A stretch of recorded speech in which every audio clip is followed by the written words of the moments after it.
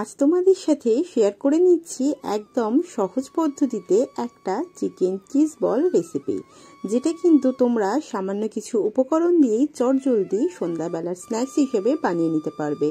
নমস্কার, আমি সুপর্ণা। সুপাস কুকিং ওয়ার্ল্ডের আরও একটি নতুন রেসিপিতে সকলকে স্বাগত। আশা করি ভিডিওটি তোমাদের ভালো লাগবে এবং উপকারে লাগবে। ভিডিওটি সম্পূর্ণ দেখার অনুরোধ রইল। এই চিকেন চিজ বলটা বানানোর জন্য আমি প্রথমেই বানিয়ে নিয়েছিলাম কিন্তু একটা মশলা। সেই মশলাটাতে দিয়ে দিয়েছিলাম কয়েক টুকরো দারচিনি, 3টে এলাচ, 3টে লবঙ্গ এবং 15 থেকে 20টা গোটা গোলমরিচ। এরপর সমস্ত মশলাগুলোকে ড্রাই রোস্ট করে নেব।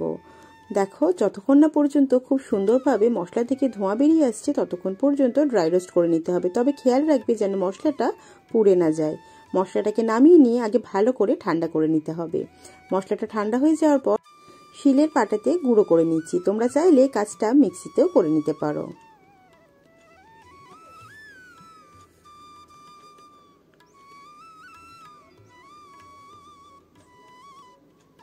মশলাটা ভালো করে গুঁড়ো হয়ে গেছে, মশলাটাকে তুলে রাখছি।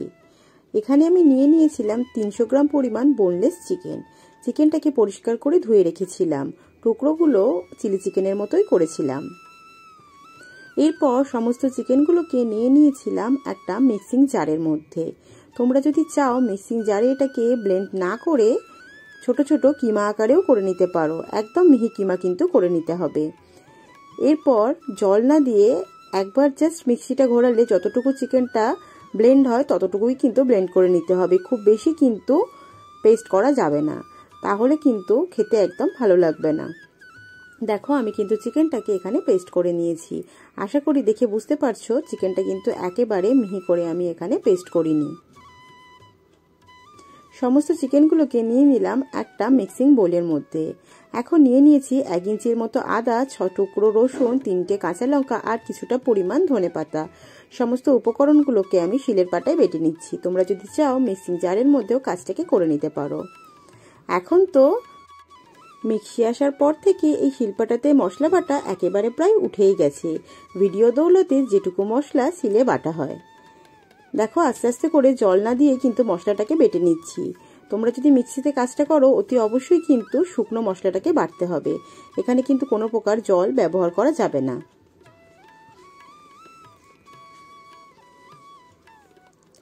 মশলাটাকে এখন ভালো করে বাটা হয়ে গেছে। মশলাটাকে দিয়ে দিচ্ছি পেস্ট করে রাখা চিকেনের মধ্যে।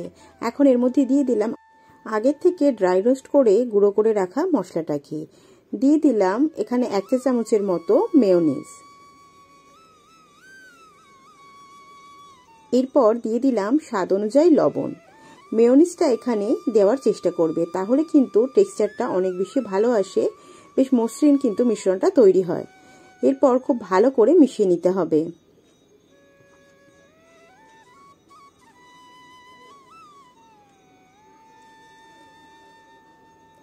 খুব হালকা হাতে সমস্ত উপকরণগুলোকে ভালো করে মিশিয়ে নিলাম। খুব বেশি চেপে চেপে কিন্তু মাখবার প্রয়োজন নেই। এখানে আমি নিয়ে নিয়েছিলাম 2টো চিজ। চিজটাকে আমি 4 টুকরো করে নিচ্ছি। এখানে আমি কিউব চিজ ব্যবহার করছি। তোমরা যদি চাও তাহলে মজারেলা চিজও ব্যবহার করতে পারো। এরপর কিছুটা করে চিকেনের মিশ্রণ নিয়ে ছোট ছোট বলের আকারে গড়ে নিচ্ছি, যাতে সমস্ত বলের সাইজগুলো কিন্তু সমান হয়। টোটালি 300 গ্রাম চিকেন দিয়ে 8খানা কিন্তু বল এখানে তৈরি হয়েছিল। এখন মাঝখানে দিয়ে দিলাম আমি চিজের কিউবগুলো। তারপর ভালো করে ঘুরিয়ে ঘুরিয়ে হাতের মধ্যে একটা বলের আকারে গড়ে নিচ্ছি। তোমরা চিজটাকে এখানে গ্রেট করেও ব্যবহার করতে পারো, তাহলে কিন্তু অনেক তাড়াতাড়ি চিজটা মেল্ট হয়ে যায়।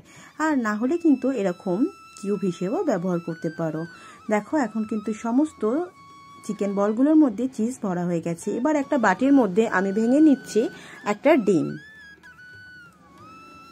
ডিমের মধ্যে দিয়ে দিলাম সামান্য একটু লবণ এবং সামান্য একটু গোলমরিচের গুঁড়ো। এবার ভালো করে ফেটিয়ে নিতে হবে। এখানে নিয়ে নিয়েছিলাম কিছুটা ব্রেড ক্রাম্বস। এরপর একটা বল নিয়ে ডিমের গোলার মধ্যে ভালো করে ডুবিয়ে নিয়ে ব্রেড ক্রাম্বসের মধ্যে দিয়ে দিতে হবে। তারপর ভালো করে কোটিং করে নিতে হবে।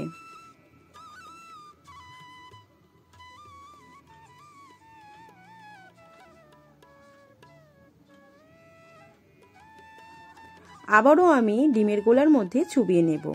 টোটাল কিন্তু আমি দুবার এখানে কোডিং করে নিচ্ছি। তোমরাও কিন্তু দুবারই কোডিং করে নিও। দুবারের চেয়ে বেশি কোডিং করলে কিন্তু খেতে খুব একটা ভালো লাগবে না। সন্ধ্যাবেলায় চটজলদি মুখরোচক খাবার হিসেবে যদি কিছু বানাতে চাও তাহলে কিন্তু এই চিজ বলটা অতি অবশ্যই একদিন ট্রাই করো। দেখো এখন কিন্তু আমি হাতের মধ্যে নিয়ে এইভাবে ঘুরিয়ে ঘুরিয়ে বেশ গোলাকার শেপ দিয়ে নিচ্ছি, যাতে একেবারে বলের মতো সুন্দর দেখতে হয়। একটা চিজ বল কিন্তু এখানে আমি বানিয়ে নিয়েছি। তোমাদের সুবিধার্থে আমি আরও একটা চিজ বল এখানে বানিয়ে দেখাচ্ছি। দেখো প্রথমে কিন্তু ডিমের গোলার মধ্যে চুবিয়ে নিয়ে দিয়ে দিলাম সরাসরি ব্রেড ক্রাম্বসের মধ্যে। এরপর ভালো করে কোডিং করে নিতে হবে। কোডিং করার সময় একটু হাত দিয়ে শেপটাকে গোলাকার করে নিও, তাহলে কিন্তু একেবারে পারফেক্টলি বলের মতো দেখতে হবে। আবারও একবার ডিমের গোলায় চুবিয়ে আবারও কিন্তু দিয়ে দিলাম এই ব্রেড ক্রাম্বসের মধ্যে। তারপর আবারও ভালো করে কোডিং করে নিয়ে হাতে নিয়ে খুব ভালো করে গোলাকার শেপ দিয়ে নিলাম, যাতে একেবারে বলের মতো দেখতে হয়। দেখো আর একটা কিন্তু চিকেন চিজ বল আমি বানিয়ে নিয়েছি। তোমরা যারা আমার চ্যানেলে নতুন, এখনো আমার চ্যানেলটিকে সাবস্ক্রাইব করোনি, আমার চ্যানেলে নিত্য নতুন রেসিপি পাওয়ার জন্য চ্যানেলটাকে অতি অবশ্যই সাবস্ক্রাইব করতে ভুলো না। সমস্ত চিকেন চিজ বলগুলোর মধ্যে এখন কিন্তু ব্রেড ক্রাম্বসের কোডিং দেওয়া হয়ে গেছে। এটাকে কিন্তু তোমরা যদি সংরক্ষণ করতে চাও তাহলে এয়ারটাইট কন্টেনারে ডিপ ফ্রিজে 1 মাসের মতো সংরক্ষণ করতে পারবে, আর নর্মাল ফ্রিজে 4 থেকে 5 দিন রেখে খেতে পারবে। দেখো কড়াই বসিয়ে কড়াইতে দিয়ে দিলাম বেশ খানিকটা পরিমাণ সাদা তেল। যেহেতু এটা ডিপ ফ্রাই হবে তাই তেলের পরিমাণটা একটু বেশি দিতে হবে। তেলটা গরম হয়ে গেলে একে একে এখানে বানিয়ে রাখা চিকেন চিজ বলগুলোকে ছেড়ে দিতে হবে। অতি অবশ্যই খেয়াল রাখবে তেলের টেম্পারেচারটা যেন অনেক বেশি হাই হয়। তারপরেই এখানে চিকেন চিজ বলগুলোকে দিয়ে গ্যাসের ফ্লেমটা লো টু মিডিয়ামে রেখে ভালো করে এপার ওপার উল্টে পাল্টে গোল্ডেন ব্রাউন করে ভেজে নিতে হবে। যেহেতু এখানে চিকেনটা কাঁচা রয়েছে তাই কিন্তু অতি অবশ্যই গ্যাসের ফ্লেমটা লো টু মিডিয়ামে রেখেই ভাজতে হবে, না হলে কিন্তু ভিতর থেকে চিকেনটা সিদ্ধ হবে না, উপর থেকে রং চলে আসবে।